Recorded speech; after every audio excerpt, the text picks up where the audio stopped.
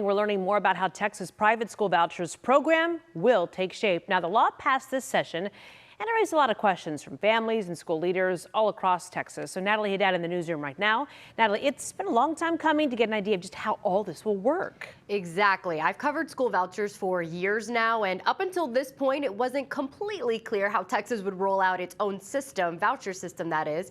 And this morning, we know when families can apply for these programs and what they'll be eligible for. Now, families can apply for the voucher program starting February 4th. Vouchers can be used beginning in the 2026-2027 school year.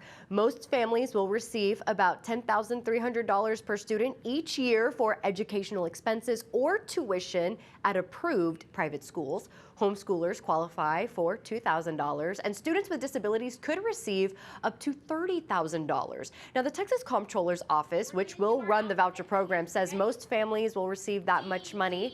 They are also required to track data each year, like how many applications come in, how many are approved, and how the program affects both private and public schools. Public education advocates push for additional tracking, like graduation rates and academic growth and post-school readiness after this voucher program takes place for these students, but the state declined to do that. Now, it is important to note not everyone who applies will be approved for a voucher. Early estimates suggested only about 100,000 students may get in.